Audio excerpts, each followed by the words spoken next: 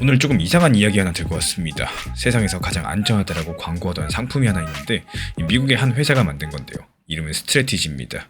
이 회사는 비트코인을 세상에서 제일 많이 사모은 회사로 유명하죠. 근데 이 회사가 만든 어떤 상품이 요즘에 조용히 무너지고 있는 상황이고 이게 지금 암호화폐 시장 전체를 뒤흔들고 있습니다. 이 무너졌다는 말을 제가 과장해서 쓰는 게 절대 아닐 정도인데요. 회사가 직접적으로 정해놓은 약속이 지금 지켜지지 않고 있는 상황이고요. 그리고 더 이상한 건 따로 있습니다. 이 약속을 다시 지킬 방법들을 회사가 두 손에 쥐고 있다는 건데요. 근데도 사용을 안 합니다. 망해간다는 소리까지도 듣고 있는 회사가 멀쩡한 카드를 일부러 꺼내지 않고 있다는 거예요. 이유가 뭘까요? 오늘은 이거 하나만 같이 한번 풀어드려 보도록 하겠습니다. 그리고 이 사실만 이해하시면 지금 비트코인 시장에서 무슨 일들이 벌어지고 있는지 선명하게 보이기 시작을 하실 거예요. 그리고 먼저 그 상품이 뭔지부터 아주 쉽게 짚고 가겠습니다. 이 회사가 돈이 필요할 때 특별한 주식을 하나 만들어서 팔았죠. 그리고 이 주식의 이름은 STRC인데요. 어려운 이름은 잊으셔도 됩니다. 핵심만 보면요. 이걸 사두면 정해진 날짜마다 회사가 돈을 꼬박꼬박 줍니다. 은행 이자랑 비슷한 느낌인데 이렇게 회사가 주주한테 나눠주는 돈을 배당이라고 부르고요. 이 상품의 진짜 자랑거리는 또 따로 있습니다. 가격이 거의 움직이지 않는다는 점이었고요. 원화로 치면은 약 15만원, 그 가격 근처에서 늘 머물도록 설계가 됐어요. 그래서 사람들은 이걸 코인판에서 가장 안전한 상품이라고 불렀죠. 근데 지금 어떤가요? 그 안전하다던 가격이 깨져버렸습니다. 15만원 근처를 지켜야 될 가격이 지금은 11만원대까지 내려왔고요. 원래 가치의 4분의 1이 날아간 셈이겠죠. 그리고 여기서 회사의 약속이 등장합니다. 이 회사가 처음에 이렇게 정해놨었죠. 가격이 정해진 선 아래로 떨어지면 배당을 더 많이 줘가지고 가격을 다시 끌어올리겠다라고요. 이게 사는 사람 입장에서는 받는 돈이 많아지니까 다시 사고 싶어지겠죠. 그러면 가격이 회복됩니다. 아주 똑똑한 약속처럼 보였습니다. 근데 가격이 이렇게나 빠졌는데 회사는 배당을 올리지 않고 있습니다. 벌써 넉 달째인데요. 분명히 올리겠다라고 해놓고 정작 올려야 될 때 가만히 있는다라는 거고 이게 이번에 첫 번째 수수께끼입니다. 그럼 도대체 왜 안 올리는 걸까요? 그 정답은 생각보다 무섭습니다. 그 이유는 이래요. 배당을 올리는 게 사실은 회사를 더 위험하게 만들기 때문인 거고 천천히 한번 따라와 보세요. 배당을 올린다라는 거는 회사가 밖으로 내보내는 돈이 많아진다는 뜻입니다. 그리고 돈이 더 나가면은 회사 살림은 더 빡빡해집니다. 살림이 빡빡해지면은 사람들은 이 회사가 위험하다라고 느낍니다. 위험하다라고 느끼면은 이 상품을 안 사려고 하겠죠. 안 사면 어떨까요? 가격이 또 다시 떨어집니다. 그리고 가격이 또 떨어지면은 회사는 가격을 지키려고 배당을 또 올려야 됩니다. 이 구조가 보이시나요? 이게 한 바퀴 한 바퀴 돌 때마다 회사는 점점 더 깊은 나락, 구덩텅이로 간다는 거고 가격을 지키려고 했던 행동들이 오히려 가격을 더 하락시킨다는 사실들. 안전을 위해서 만든 약속이 위기 때는 회사를 끌어내리는 무게추가 되어버린다는 거예요. 이게 지금 암호화폐 시장 전체를 흔들고 있는 강력한 악재로 작용을 하고 있습니다. 그래서 회사는 결국에 입을 닫았죠. 배당을 올리면 약속안에 불을 붙이는 꼴이다 보니까 차라리 약속을 지키지 않는 쪽을 선택을 한 거죠. 이게 회사가 게을러가지고 가만히 있는 게 아닙니다.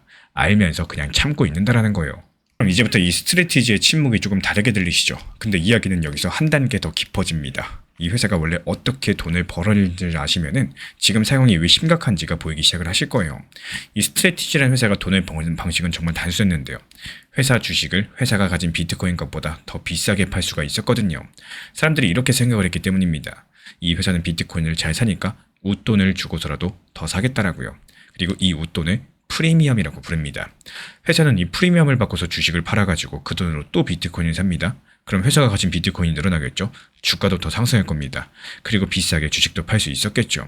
이게 계속해서 빙글빙글 돌면서 회사를 키울 수 있었고 엄청난 스트래티지 주가의 급격한 상승을 견인해 왔었습니다.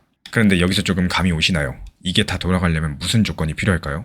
주식이 비트코인보다 비싸게 팔려야 된다는 겁니다. 이걸 숫자로 보는 지표가 있는데 회사 전체 값을 회사가 가진 비트코인 값과 비교한 숫자인데요. 이 숫자가 1보다 크다. 그럼 주식이 비트코인보다 비싸다는 뜻입니다. 그리고 반대로 1보다 작다? 그럼 더 저렴하다는 뜻이고요. 근데 며칠 전에 이 숫자가 처음으로 1 아래로 내려가 버렸습니다. 회사 역사상 처음 있는 일인데요. 이제부터 시장은 이 회사 전체를 회사가 들고 있는 비트코인보다도 더 저렴하게 보고 있다는 뜻이고 이게 왜 중요하냐? 이 숫자가 1 아래로 가버리면요. 방금 말씀드린 스트래티지가 돈을 버는 방식이 그냥 멈춰버리기 때문입니다. 이제 이 두 개를 한번 겹쳐서 볼까요? 그럼 진짜 그림이 나오는데 이 회사한테는 돈을 구하는 길이 크게 두 개가 있었습니다. 하나는 방금 말씀드린 비싼 주식을 팔아서 돈을 구하는 길이고 또 다른 한 가지는 오늘 맨 처음에 말씀드린 그 특별한 우선주를 팔아가지고 돈을 구하는 길입니다. 근데 지금 이 두 가지 길이 동시에 막혔다는 거고 주식은 비트코인보다 싸져서 팔면 오히려 손해죠.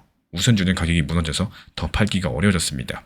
회사를 굴리던 두 개의 엔진이 같은 시기에 같이 꺼져버렸다는 거죠. 그래서 여기까지만 들으면 한 회사가 운이 나빴구나 싶으실 수 있습니다. 근데 바로 이 부분이 오늘의 진짜 핵심이에요. 이 회사를 똑같이 따라한 회사들이 있었죠. 비트코인을 잔뜩 사모으는 똑같은 방식이요. 일본의 메타플래닛이라는 회사가 그렇고요. 또 나카모토라는 회사도 그렇습니다. 근데 이 회사들도 아까 그 숫자가 똑같이 1 아래로 내려갔었습니다. 메타플래닛, 나카모토 거의 똑같은 시기예요. 이게 무슨 뜻이냐? 한 회사만 삐끗하고 있는 게 아니란 뜻입니다. 비트코인의 회사 금고에 잔뜩 쌓아두는 이 방식 자체가 지금 한계에 부딪혔다는 신호인 거고, 말 그대로 스트래티지를 따라했던 회사들까지도 똑같이 멈춰섰으니까요. 이걸 우연이라고 보기는 어렵겠죠. 처음에 그냥 한 회사의 주가 폭락 뉴스처럼 보였었는데 들여다볼수록 이건 하나의 사업 방식이 통째로 시험대에 오른 사건에 가깝겠습니다.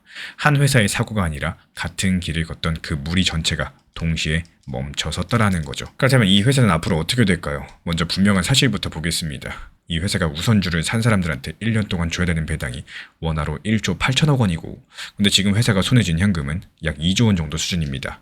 1년 배당을 주고 나면 고간이 거의 비는 수준이고요. 여기서 한 분석회사는 이렇게 말을 해요. 이 우선주 가격이 다시 안정되려면 회사가 현금을 4조 원 정도까지는 쌓아야 된다. 이렇게 보고 있습니다. 지금 가진 현금의 2배 수치를 말을 하고 있는 건데요. 그래서 여기에 대한 제가 바라보는 관점은 지금 스트래티지가 이 우선주 가격을 무리해서 끌어올리진 않을 거라는 겁니다. 대신에 가격을 꼭 지키겠다, 그 약속을 슬그머니 내려놓을 거라는 거고, 이 배당을 조금씩 평범한 수준으로 낮춰가는 길을 선택할 가능성이 크겠습니다. 왜 그렇게 보고 있느냐? 이유가 총 2가지인데요. 첫 번째로 이 숫자가 그걸 가리키고 있다는 겁니다. 1년에 1조 8천억 원씩 배당으로 나간다. 근데 지금 회사 고가는 2조 원밖에 없다. 그럼 배당을 더 늘리는 선택들이 현실적으로 버티기가 어렵겠죠. 그리고 또 한 가지, 두 번째, 회사가 이미 답을 행동으로 보여줬다는 점입니다. 가격이 그렇게 빠졌는데도 넉 달째 배당을 올리지 않고 있다는 건요. 지금 가격 방어보다도 살림 관리를 선택했다, 이런 뜻으로 보여지고 있고, 이걸 말이 아니라 행동이 이미 방향성을 알려주고 있는 셈이겠죠.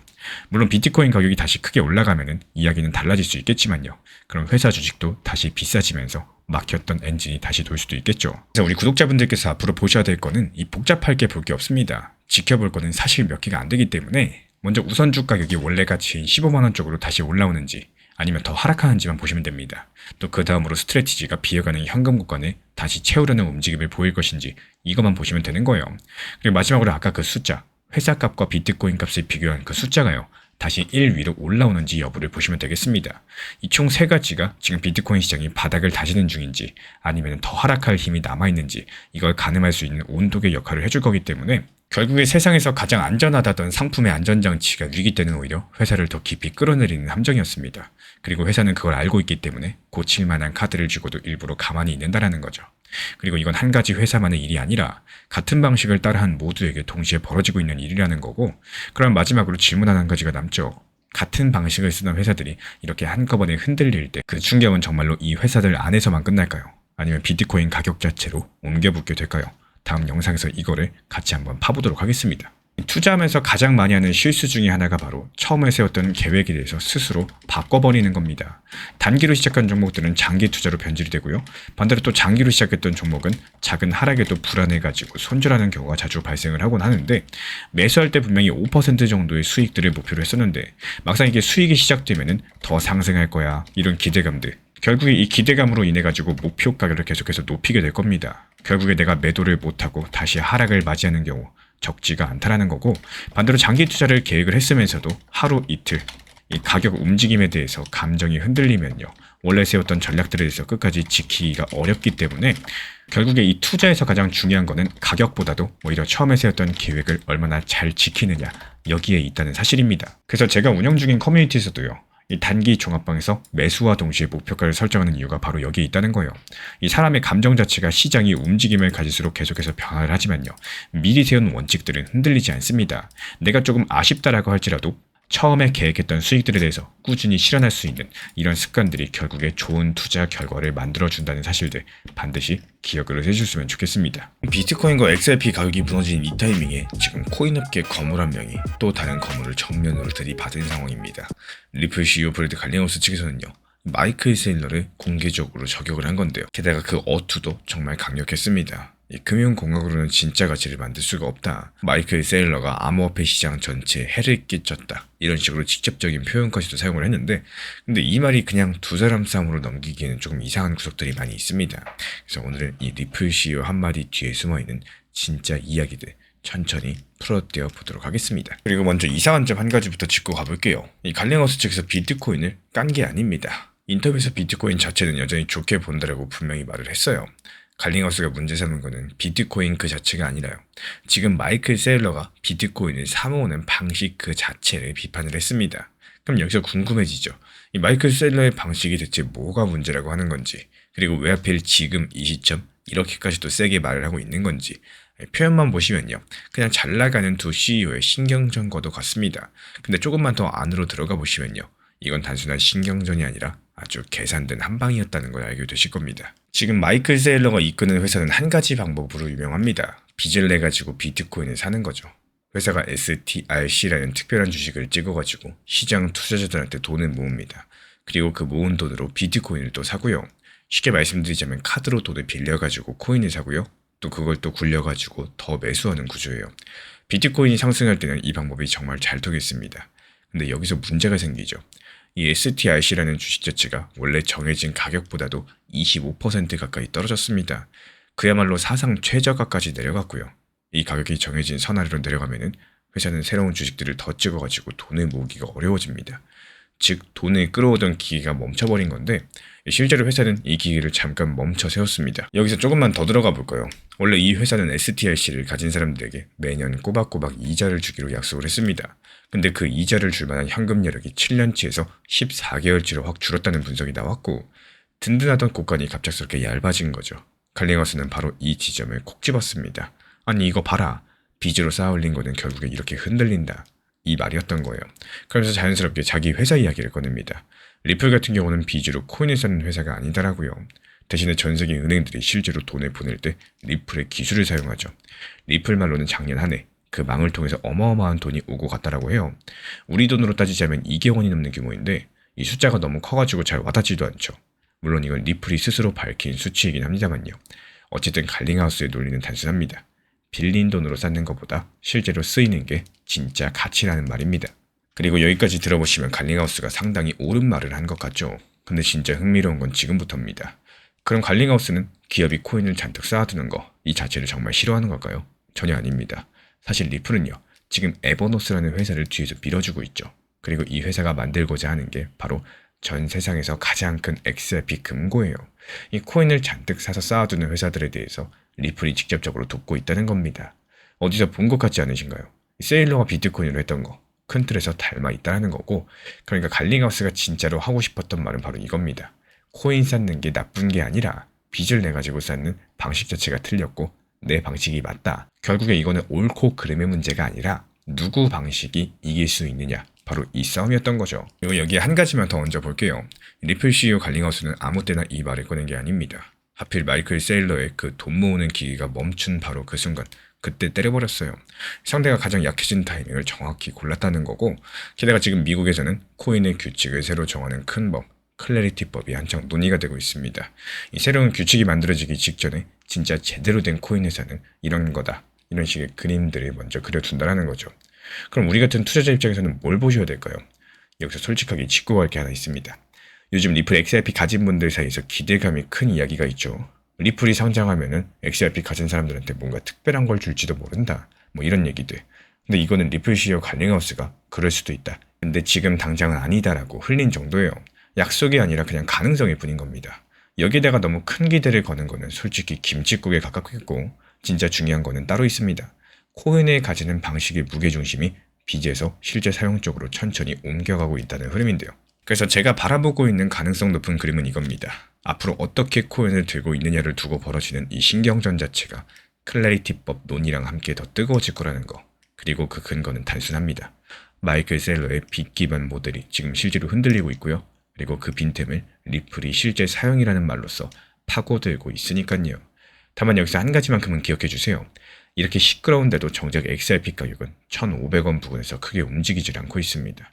이야기는 뜨겁겠지만 가격은 아직까지 조용하다라는 거고, 그래서 지금은 한쪽으로 성급하게 베팅할 때가 아니라 이 싸움이 어디로 흘러가는지를 차분히 지켜보셔야 될 타이밍입니다. 결국에 리플 CEO 갈링하우스는요, 비트코인이 아니라 마이클 셀러의 빚 기반 방식을 정확히 때렸고요. 그것도 그 방식이 가장 흔들리는 순간을 골라가지고 때렸습니다. 근데 정작 리플도 다른 방식으로 코인을 쌓고 있다는 점에서 이건 옳고 그름의 문제가 아니라 결국에 모델 싸움이라는 거죠. 그리고 우리가 진짜 주목하셔야 될 건 상장 떡밥이 아니라요. 이 코인을 들고 있는 방식의 기준 자체가 바뀌고 있다는 흐름입니다. 마이클 셀러의 스트레치 같은 이렇게 빚으로 쌓아올리던 시대가 정말로 저물고 있다라면은 그 다음 주인공은 과연 뭐가 될까요? 리플 XRP가 과연 주인공이 될 수 있을지, 아니면 아직까지 우리가 이름조차 모르는 또 다른 코인이 성공할 건지, 여기에 대해서는 다음 영상에서 이어가지고 좀 더 자세히 풀어드려 보도록 하겠습니다. 이 알트코인에 대해서 시작을 해도 괜찮을지 고민하시는 분들이 많이 계십니다. 하지만 어떤 종목이냐보다요, 여기서 더 중요한 거는 어떤 방식으로 접근을 하느냐, 이게 더 중요하다고 말씀을 드리고 싶어요. 알트코인들 같은 경우는 어떻죠? 변동성이 상당히 크죠. 그래서 내가 준비가 없이 큰 비중으로 진입을 하시면은 이 작은 하락들에도 심리적으로 봤을 때 흔들림을 줄 가능성 자체가 높다는 겁니다. 그래서 처음부터 욕심을 내기보다는 적은 비중으로서 시장의 흐름들을 익혀나가고 또 자신만의 매매 원칙들을 만들어 나가는 이런 과정들이 필요하다는 말씀을 드리고 싶습니다. 예를 들어가지고 내가 한두 번 정도 좋은 수익들을 경험을 했다라고 갑작스럽게 비중 늘리는 거, 이거는 가장 위험한 습관 중에 하나입니다. 이 시장은요, 항상 같은 흐름을 보여주지 않기 때문에 내가 성공했던 경험 하나만 믿고 투자 규모를 키워나가면은 이 예상하지 못한 손실들을 만날 수가 있다는 사실들. 단기 종합방에서도 비중을 늘리기보다는요, 현실적인 목표 타점을 가지고 분할 익절에 대해서 안내를 도움드리고 있는 이유도 바로 여기에 있습니다. 이 큰 수익을 한 방에 노리는 것보다도 작은 수익들을 여러 번 쌓아가는 습관들, 결국에는 더 안정적인 결과를 만들어주고 있다. 이런 점들에 대해서 절대로 잊지 않으셨으면 좋겠습니다. 지금 리플 XRP 가격이 영 좋지가 않죠. 최근에 2024년 11월 이후에 가장 낮은 수준까지 떨어졌고요. 올해 들어서만 거의 40% 가까이 빠졌습니다. 지금 차트만 보면 솔직하게 좀 무섭기도 합니다. 근데 여기서 중요한 건요, 바로 이런 와중에 리플 XRP한테 굉장히 중요한 뉴스가 하나 떴고, 보통 이런 뉴스가 뜨면 가격이 위로 튀어야 정상이죠. 근데 튀진 않습니다. 오히려 하락을 하고 있어요. 뭔가 좀 이상하죠. 오늘 이거 끝까지 보시면은 지금 차트에는 보이지 않는 진짜 큰 그림이 보이기 시작을 하실 겁니다. 그럼 지금 대체 무슨 뉴스가 떴길래 제가 이러는 걸까요? 이번에 리플의 한 회사가 미국 금융의 가장 깊은 곳까지 들어갔습니다. 그 회사의 이름은 리플 프라임인데 원래는 히든 로드라는 다른 회사였었고, 그걸 리플이 약 1조 7천억을 주고 통째로 인수했습니다. 그리고 이름을 리플 프라임으로 바꿨죠. 그리고 이 회사가 이번에 NSCC 자체 청산 회원이라는 자격을 얻었습니다. 근데 여기서부터 조금 머리가 아프시죠? 이 자체 청산 회원이 도대체 뭐냐? 여기서 아주 쉽게 한번 풀어드려 보자면은 그 전에 짚을 게 한 개 더 있습니다. 사실 리플이 미국 금융 시스템에 들어갔다는 뉴스, 지난 올해 3월 달에도 한번 나왔었고, 그래서 그 당시에 우리 채널에서 한 차례 다뤘습니다. 그럼 이번 뉴스가 뭐냐? 그때 뉴스랑 똑같은 거 아니냐? 먼저 말씀드리면은 그 당시 뉴스랑은 다르고요. 뭐가 다른지에 대해서 말씀을 드려보도록 하겠습니다. 그리고 바로 그 차이 속에서 오늘의 핵심이 숨어 있습니다. 먼저 여기가 어떤 곳인지부터 알고 계셔야 되겠죠. 미국에서 주식을 사고 팔면은 그 거래는 거의 다 한 곳을 거쳐갑니다. 그게 바로 DTCC라는 회사고, 쉽게 말씀드리면 미국 증권시장의 심장과도 같은 곳이죠. 이곳이 맡아가지고 관리하는 돈들이 우리 돈으로 15조 원이 넘어갑니다. 숫자가 너무 커가지고 감도 안 오실 텐데, 그냥 미국 주식 거래의 사실상 전부가 여기를 거쳐간다, 이렇게만 기억을 해주시면 돼요. 그리고 그 안에서 거래를 마무리하는 일들을 NSCC라는 곳이 맡아주고 있어요. 그럼 여기서 거래를 마무리한다는 게 정확히 무슨 뜻일까요? 여기가 진짜 중요합니다. 우리 구독자분들께서 주식을 하나 샀다고 쳐볼게요. 그럼 내 돈이 나가고 그 주식이 내 계좌로 들어와야 됩니다. 이게 정확하게 맞아떨어지게 뒤에서 정리해준 단계가 있습니다. 그걸 어려운 말로 청산이라고 부르는데, 보통 회사들은 이 정리 작업을 다른 회사한테 맡깁니다. 직접 하기엔 복잡하고 까다롭기 때문이죠. 근데 리플 프라임은 이번에 이걸 직접 할 수 있게 됐다는 거고, 남한테 맡기지 않고 자기가 알아서 거래를 마무리한다. 이게 바로 자체 청산 회원의 뜻입니다. 생각보다 어렵지 않으시죠? 그럼 여기서 아까 말씀드린 3월 뉴스랑은 도대체 뭐가 다른 거냐? 이제 그 얘기를 말씀을 드려볼게요. 이 3월달 같은 경우는 리플 프라임이 이 시스템 안에 그냥 이름을 올린 정도였습니다. 비유드리자면 건물에 들어갈 수 있는 출입증을 받은 거죠. 근데 이번 6월달에는 한 단계 더 올라갔습니다. 그 건물 안에 기계를 직접 돌릴 수 있는 자격, 그러니까 열쇠를 받은 건데요. 이게 그냥 말로만 떠도는 얘기가 아니고 기록으로 정확히 남아있어요. 새로운 코드까지도 붙었습니다. RIPL이라는 이름에 2152라는 번호가 달렸는데, 첫 번째 거래가 시작된 날짜도 지난 6월 26일이에요. 그러니까 이건 하겠다는 계획이 아니라 이미 시작이 된 일인 겁니다. 사실 암호화폐 관련 회사가 이런 자리까지 들어간다? 이거는 역사상 처음 있는 일이고 강력한 호재라고 볼 수밖에 없습니다. 그리고 여기까지 들어보시면 이런 생각이 드실 거예요. 아니, 이 정도면 엄청난 호재인데 그럼 왜 가격은 오르지 않냐? 바로 그 지점이 오늘 영상에서 가장 소름 돋는 부분입니다. 많은 분들께서 이렇게 기대하시죠. 미국 주식 거래가 이렇게 많은데 그 돈이 죄다 리플 쪽으로 흘러 들어오겠구나. 리플 프라임이 그 시스템의 회원이 됐다라는 게 미국 시스템이 리플 코인을 쓴다? 이런 뜻은 아닙니다. 이 두 가지 사실이 완전히 다른 얘기이기 때문에 이렇게 큰 돈들이 그럼 어떻게 리플 코인이랑 연결되냐? 이게 중요한데요. 여기에는 지금 조건이 하나 붙어 있습니다. 리플 프라임이 거래를 마무리하는 그 과정들, 여기서 리플이 만든 블록체인 위에서 처리를 하겠다. 이렇게 밝힌 건데요. 그 블록체인 이름이 리플 레저인 거고 여기서 옮기겠다라고 말한 거는 분명히 맞습니다. 하지만 실제로 옮겨지고 또 여러 가지 큰 기관들이 리플 프라임을 골라줘야지만 그제서야 그 돈이 의미가 생긴다는 사실을 기억해 주셔야 됩니다. 그러니까 진짜 핵심은 이 화려한 숫자들이 있는 게 아니라 아직까지 정해지지 않은 이 조건 안에 들어있다라는 거예요. 근데 바로 이 지점에서 등골이 살짝 서늘해지는 장면이 나오죠. 가격은 지금 바닥이라고 했죠. 겁이 난 개인들이 코인을 팔고 있습니다. 근데 큰손들은 어떻습니까? 정반대로 움직이고 있죠. 리플을 아주 많이 가진 지갑, 이른바 고래 지갑의 숫자가 최근에 사상 최고치로 늘어났습니다. 무려 33만 개를 넘어섰는데 게다가 거래소 밖으로 빠져나간 코인들도 어마어마해요.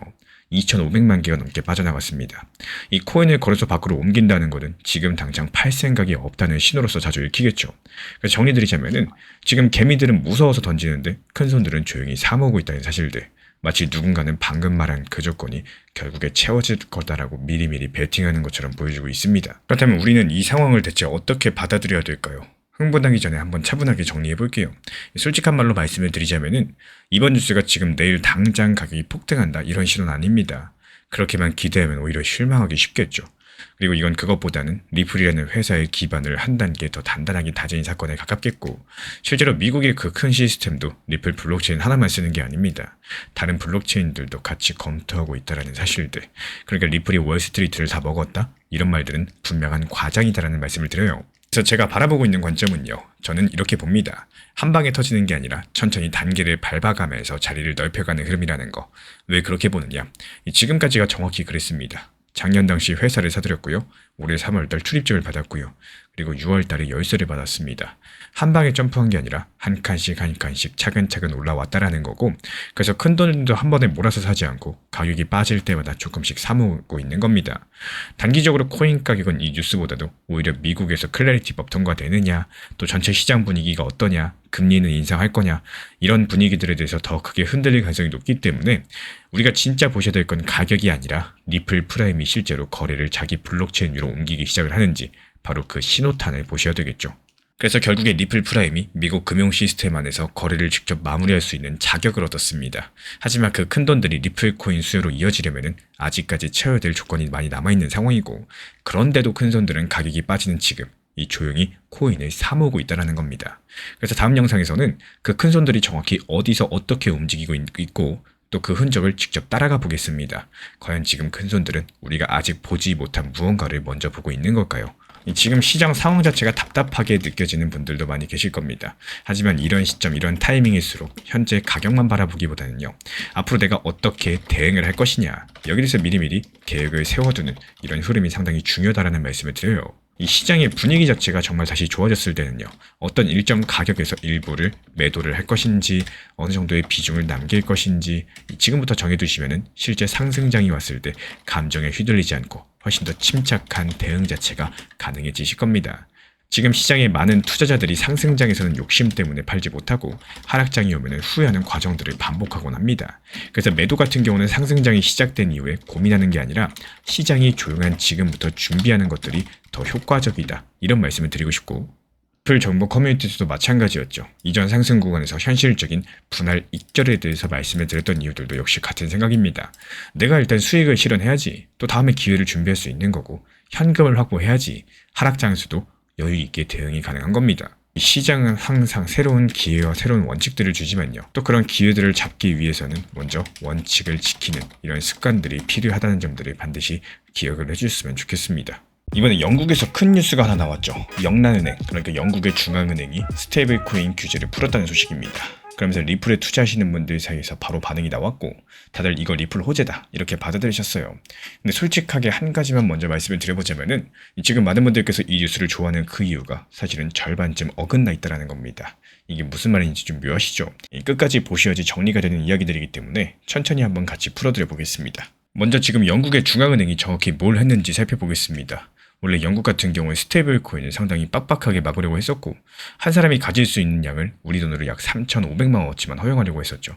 근데 이번에 그 제한을 아예 없애버렸어요. 또 대신에 다른 방식으로 한도를 걸었습니다.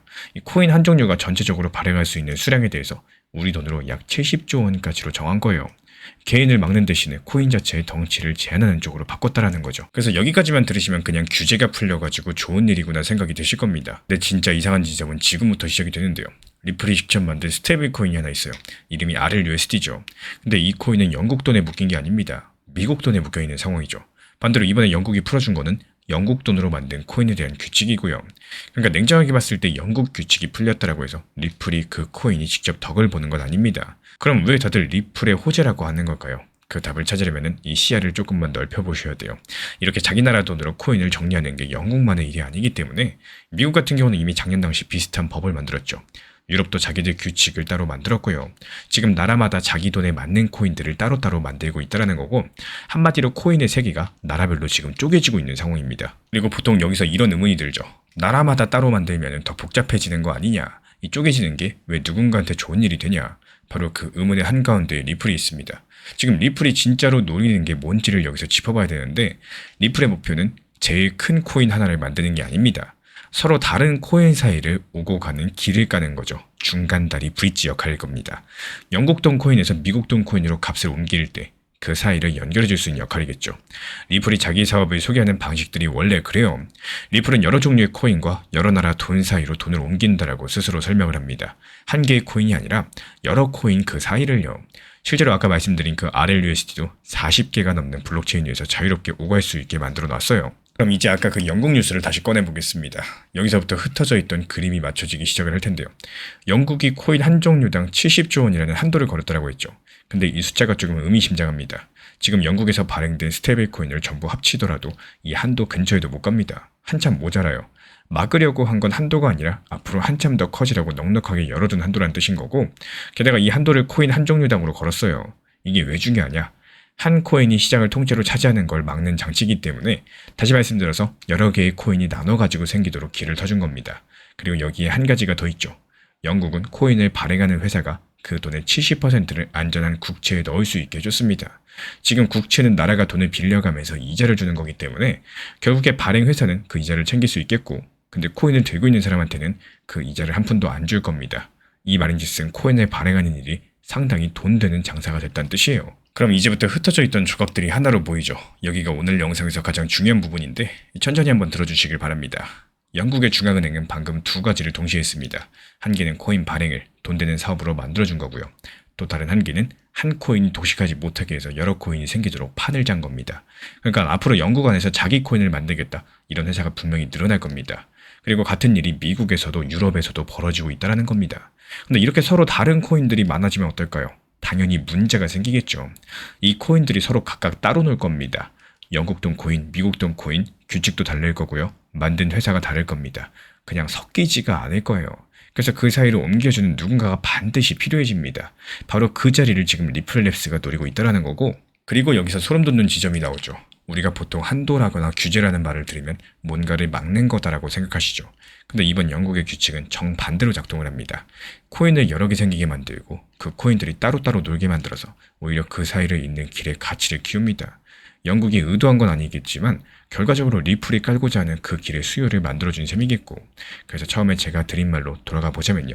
다들 이 뉴스를 좋아하고 있는데 그 이유가 절반쯤 어긋나 있다고 말씀드렸죠. 이제 진짜 이유를 말씀드려보자면은 이번 영국 뉴스는 리플이 만든 그 코인을 직접 띄워주는 호재가 아닙니다. 그게 아니라 리플이 연결하려는 지도 위에서 땅이 한 곳 더 늘어난 사건인 겁니다. 미국이 한 곳을 만들었고요. 유럽이 한 곳을 만들었고 이번에 영국 측에서 한 곳을 더 한 겁니다. 이렇게 연결해야 될 것이 많아지면 많아질수록 어떨까요? 그걸 잇는 길의 값은 더욱더 올라갈 수밖에 없겠죠.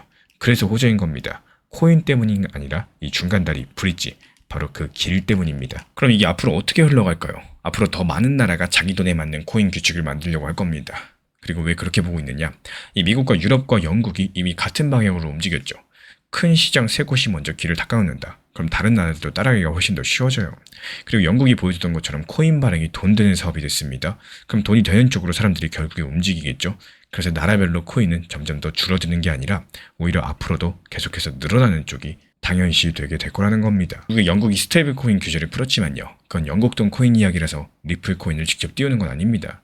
하지만 나라마다 자기 코인을 따로 만들면 만들수록 그 사이를 잇는 리플의 길은 더욱더 중요해질 거고, 그래서 이번 뉴스는 코인이 아니라 오히려 길에 대한 호재입니다. 그럼 마지막으로 같이 한번 생각해 볼 게 하나 있어요. 미국과 유럽과 영국, 그 다음으로 자기 돈으로 스테이블 코인을 만들 나라는 과연 어디가 될까요? 만약에 그게 우리나라라거나 일본이라면 그때는 어떤 이야기가 또 어떻게 달라질 수 있을지 그 부분에 대해서 다음 영상에서 더 깊게 풀어드려 보도록 하겠습니다. 결국에 지금처럼 리플 움직임들이 다소 아쉬운 이런 시기에서는 한 종목만 바라보기보다는 오히려 시장 전체에서 함께 살펴보는 이런 시각들이 반드시 필요하다라는 말씀을 드려요.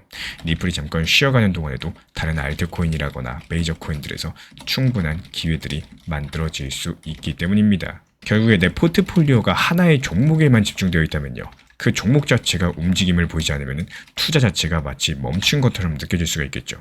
하지만 여러 가지 자산들을 적절하게 나누어 가지고 운영하시면 시장 흐름에 따라 가지고 다양한 대응들이 가능해지게 될 겁니다. 여기에 따른 리플 XRP가 강력한 시기에서는 리플이 중심이 될 수가 있다는 거고, 알트가 강력한 시기에서는 또 알트코인들을 활용하는 유연한 전략들이 장기적으로 봤을 때 안정적인 포트폴리오를 만들 수 있는 방법이겠죠. 그래서 결국에 여기서 중요한 점은 이 특정 종목들에 대해서 그냥 고집만 하는 것이 아니라 시장이 만들어주는 흐름에 맞춰가지고 대응할 줄 아는 자세입니다. 다양한 기회들을 활용할 수 있는 시야를 넓혀가신다면 지금보다 훨씬 더 효율적인 투자 습관들을 만들어 나가실 수가 있을 거라고 생각을 해요. 최근에 도지코인 차트 보면서 조금 답답하셨죠. 근데 드디어 일론 머스크의 결제 서비스 엑스머니가 방금 전 본격적으로 공개됐습니다. 송금도 되고요, 카드도 나왔고요, 저축도 됩니다. 근데 거기에 도지코인이 없었죠. 이 사람들이 그렇게 기다리던 도지코인이 정작 쏙 빠진 채로 출시가 된 건데, 가격도 한 달 사이에 4분의 1이나 빠졌습니다. 지금 도지코인 한 개가 우리 돈으로 100원대 초반입니다. 너무 많이 팔려가지고 가격이 실제 가치보다 더 내려간 상태인데요. 이걸 어려운 말로 과매도 구간이라고 부릅니다. 그래서 지금 많은 분들께서 이렇게 말씀을 하시죠. 이제 도지코인 진짜로 끝난 거 아니냐. 충분히 그렇게 느끼실 수 있어요. 근데 여기서 저는 조금 다른 이야기를 드려볼까 합니다. 이 도지코인이 엑스머니에서 빠진 바로 그 이유가 사실은 도지코인한테 더 큰 문이 열리고 있다, 이런 신호일 수도 있거든요.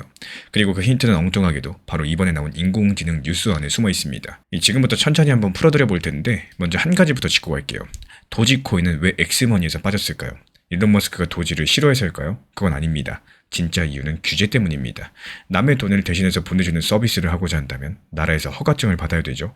이걸 송금업 허가라고 합니다. 근데 엑스머니는 지금 미국의 수십 개 주에서 이 허가를 하나하나 다 받아야 돼요. 여기에 도지코인처럼 가격이 크게 출렁이는 코인들 끼워넣으면 어떻게 될까요? 그 일이 훨씬 더 복잡해질 거고, 허가를 내주는 쪽에서 싫어하겠죠. 게다가 엑스머니는 비자 카드하고도 연결되어 있다 보니까 보안 기준까지도 까다롭습니다. 그래서 일론 머스크는 일단 안전하게 우리가 평소에 쓰는 진짜 돈들, 그러니까 원화 같은 나라가 보증하는 돈만으로도 시작을 한 거예요. 여기까지만 보면은 그냥 나쁜 소식이 맞는 것 같죠. 근데 잠깐 이런 생각이 들었어요. 혹시 도지코인이 처음부터 자기한테 안 맞는 자리에 들어가려고 했던 아닐까? 이게 무슨 말인지 이해하시려면요, 이번에 나온 그 인공지능 뉴스를 먼저 보셔야 됩니다. 이번에 머스크가 새로운 인공지능을 공개했고요. 이름은 그록 4.5입니다. 그냥 더 똑똑해진 채팅 프로그램이구나, 이렇게 넘기기 쉬운데 여기서 핵심은 그게 아닙니다. 이 인공지능의 진짜 특징은 이 사람이 일일이 시키지 않아도 스스로 일을 한다는 거예요. 특히 컴퓨터 프로그램을 짜는 일을 잘하도록 만들어졌습니다. 사람이 옆에서 지켜보지 않아도 알아서 코드를 쓰고요, 알아서 작업까지도 처리합니다. 일론 머스크는 이게 클로드라는 다른 회사의 최고 인공지능보다도 더 뛰어나다라는 주장을 하고 있고, 근데 여기서 사실 우리한테 중요한 거는 누가 더 똑똑하느냐가 아닙니다. 더 중요한 건 일론 머스크가 이런 인공지능으로 뭘 만들고 있냐는 겁니다. 그 그림을 보시면 이야기가 완전히 달라질 텐데, 지금 일론 머스크의 회사들은 하나로 합쳐지고 있죠. 올해 초 로켓 회사 스페이스 X가 인공지능 회사 xAI를 통째로 사들였습니다. 합쳐진 회사의 가치는 우리 돈으로 1,700조 원이 넘습니다. 그리고 이 회사는 얼마 전에 주식 시장에도 올라왔어요. 누구나 이 회사 주식을 사고 팔 수 있게 된 거죠. 그리고 여기서 끝이 아닙니다. 이 회사는 주식 시장에 올라가자마자 또 다른 회사를 사들였고, 컴퓨터 프로그램 짜는 걸 도와주는 인공지능 회사였습니다. 그리고 거기에 들인 돈이 우리 돈으로 약 80조 원입니다. 머스크가 지금 어디에 돈을 쏟고 있는지가 보이실 거예요. 바로 스스로 일을 할 수 있는 인공지능입니다. 말 그대로 로켓도 자동차도 인공지능도 다 한 사람 손에서 하나로 묶이고 있다는 거고, 일론 머스크가 사람이 일일이 손대지 않아도 알아서 굴러가는 회사를 만들고 있다는 겁니다.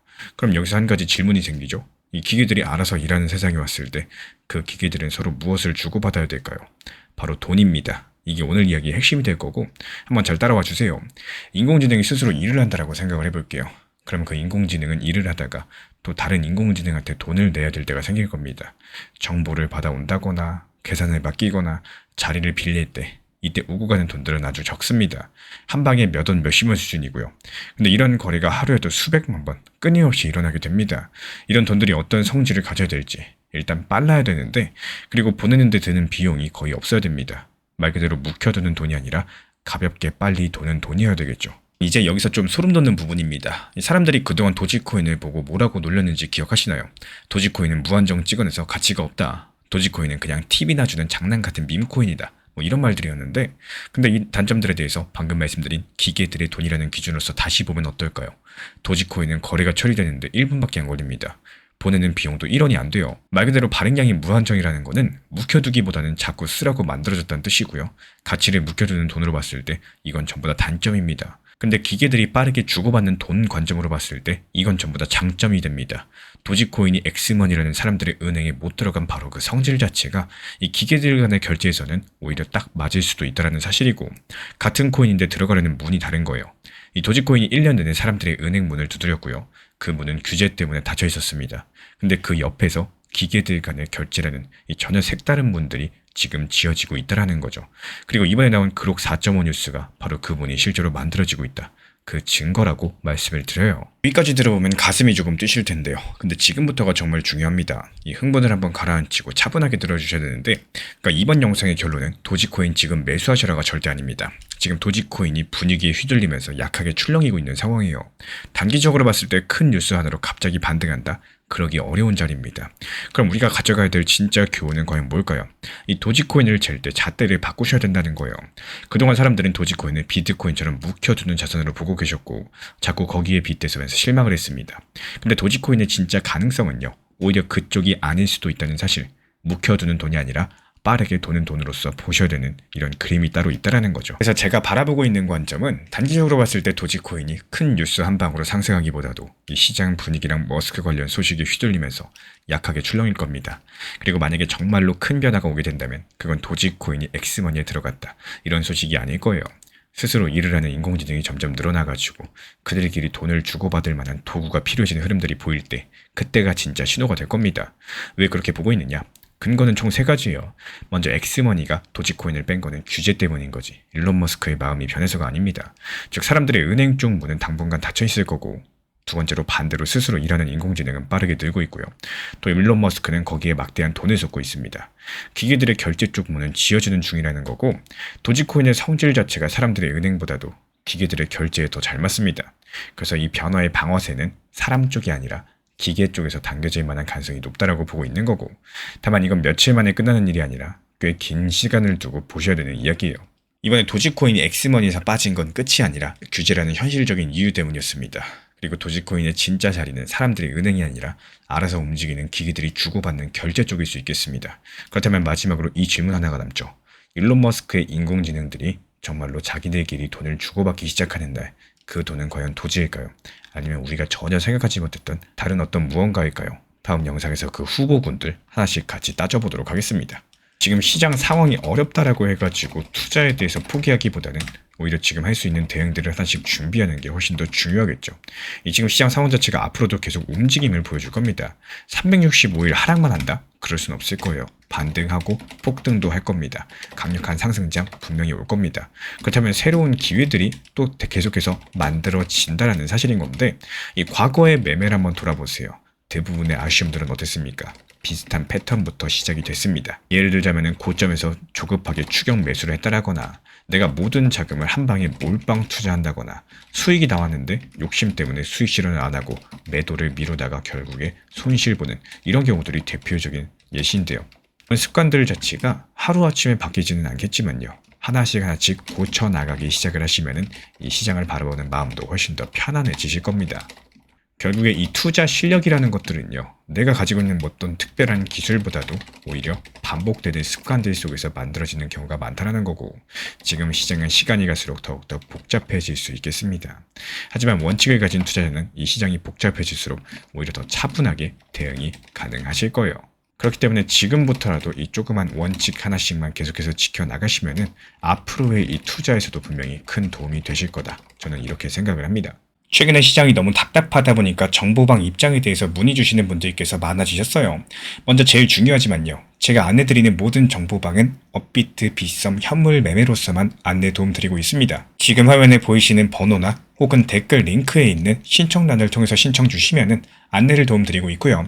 이 세 가지 방 중에 필요로 하신 방을 체크해서 신청 주시면은 필요로 하신 방에 맞춰가지고 입장 안내 드리고 있습니다. 먼저 리플 전용방 같은 경우에 리플에 대한 중요 이슈, 그리고 리플에 대한 단기 저점과 단기 고점, 중장기적으로 보는 중요 타점 같은 핵심 내용에 대해서 안내드리고 있기 때문에 영상 시청해주시는 우리 구독자분들께서 리플이라는 코인이 장기적으로 좋다라는 건 알고는 있지만 현재 같은 시장에서는 많은 답답함을 느끼시는 분들께서 정말로 많이 계실 거라고 생각을 합니다. 이 적당한 일부 비중은 단기 고점과 저점을 살려서 효율적인 대응을 만들어 가시고 또 오히려 중장기적으로 더 잘 가져가기 위한 효율적인 매매하시는 것들을 추천드려요. 그리고 두 번째로 종합 브리핑방입니다. 장기적으로 보기에 좋은 코인들과 현재 시장 흐름에 대한 중요 시장 이슈들, 브리핑 내용이나 리플에 대한 방향성, 락업 해제 일정과 여기에 따른 움직임들에 대해서 안내드리는 종합적인 방이다. 이렇게 생각해 주시면 되겠습니다. 그리고 마지막으로 단기 종합방 같은 경우는 말 그대로 단기 종목들에 대한 타점을 안내드리고 있는 방입니다. 이 단기 종목은 말 그대로 단기 종목답게 접근을 하셔야 되는데 욕심으로 인해서 타점을 너무 높게 잡아가지고 수익 실현을 못하거나 아니면 눈치 보기 매매를 하다가 이렇게 수익 실현의 기회를 놓치셨던 기억이 있으신 분들 지금 시장에서 정말 많은 상황인데요. 항상 비중 조절이 중요하고요. 매수와 동시에 목표 타점을 걸어 놓으면서 현실적으로 봤을 때 내 것으로 만들어서 마침표까지 잘 찍는 게 단기 매매의 핵심이다 생각을 해요. 단 여기서 중요한 거. 아무리 내가 좋아하고 시기가 좋고 스스로 괜찮다고 판단하셔도 몰빵 매매는 정말 위험하기 때문에 매번 말씀드리는 비중 조절 원칙 매매로 접근하시는 게 가장 중요합니다. 끝으로 항상 말씀드리고 있지만요. 저는 업비트, 빗썸, 현물 매매에 대해서만 안내를 도움드리고 있기 때문에 절대로 해외 거래소, 선물 매매에 대한 고위험 리스크 매매에 대해서는 언급조차 드리지 않고 있습니다. 무조건적으로 업비트, 빗썸 이렇게 현물 매매로 필요하신 분들께서만 입장 신청 주시면은 안내 도움 드리도록 하겠습니다. 이 빠르게 가는 것보다 중요한 건요. 꾸준하고 길게 가는 게 더 중요한 투자 시장이다. 이렇게 생각을 해요. 건강한 비중 조절 원칙 매매 활용하시기를 늘 응원드리겠습니다. 이 리플 XRP의 매수 매도 타점은 순간의 판단이 전부예요. 그래서 우리 신사 채널에서는 시장의 숨결 하나하나까지 놓치지 않고자 모든 흐름들 실시간으로 모니터링 중에 있습니다. 이 단기 반등 구간이 열리는 순간 그 찰나의 기회 타점을 우리 구독자분들께 바로바로 전달드리기 위해서인데요. 우리 신사 채널을 이미 구독해주신 분들 중에서 실시간 커뮤니티방 참여를 원하신다면 지금 보이시는 번호로 문자 남겨주시면 되겠습니다. 이 혼자서 불안하게 바라보는 시장이 아니라요. 함께 흐름을 읽고 움직이는 경험들을 선사해 드리도록 하겠습니다.